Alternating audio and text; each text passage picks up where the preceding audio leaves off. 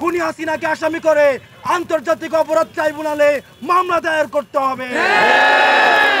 আপনারা ছাত্র জনতা যারা সামনে আছেন, আপনাদেরকে মনে করিয়ে দিতে চাই, একই সাথে যারা উপদেষ্টা রয়েছেন, আজকে আমরা অনেক উপদেষ্টাদেরকে দেখেছি খুনিদেরকে পুনর্বাসন করার বক্তব্য দিতে। আপনার সামনে যেন 5ই আগস্টের পার্লামেন্টের চিত্রটা মাথায় থাকে। যারা স্বৈরাচারকে পুনর্বাসন করতে চায়, যারা খুনি হাসিনাকে পুনর্বাসনের মতো বক্তব্য দিতে চায়, আমরা ছাত্র জনতা যেভাবে তাদেরকে উপদেষ্টা বানিয়েছি, ঠিক একইভাবে গদি থেকে ছুড়ে নামাতে আমরা দ্বিধা করব। আজকের এই মঞ্চ থেকে আমি 3টি দাবি জানাতে চাই। 1 নম্বরে, যারা খুনিদেরকে পুনর্বাসন করার জন্য ব্যাকস্টেজে মেকানিজম করছেন, আপনাদের এই প্লটিং এর আমরা 20 দাঁত ভেঙে দিব। এবং আমরা বলতে চাই, আমরা সচেতন করে দিতে চাই উপদেষ্টাদের, আপনারা সচেতন হয়ে যান, আপনাদেরকে ছাত্র জনতা প্রতিহত করবে। সুতরাং খুনিদেরকে পুনর্বাসন করার কোন ধরনের চিন্তা আপনারা করবেন না। আমার 2 নম্বর আহ্বান মিডিয়া ভাইদের প্রতি, গণমাধ্যমের সাথে আমাদের সৌহার্দ্যপূর্ণ সম্পর্ক, আমাদের তাদের সাথে সৌহার্দ্যপূর্ণ সম্পর্ক ছিল, আছে এবং থাকবে।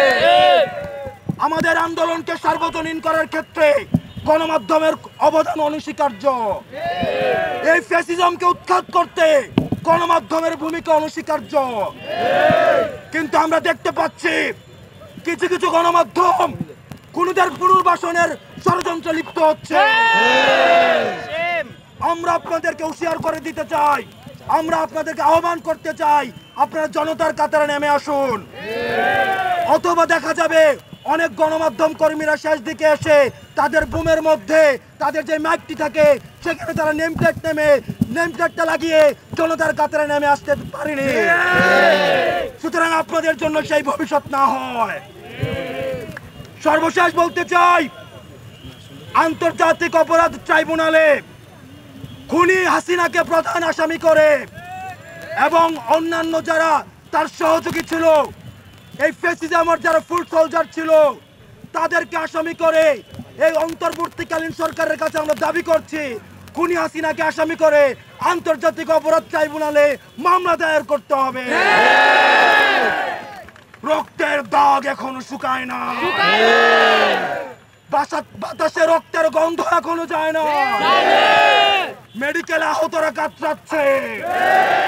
সুতরাং আপনাদের স্পর্ধা হয় কিভাবে আপনারা জনতাকে অস্বীকার করে খুনিদেরকে পুনর্বাসন করবেন।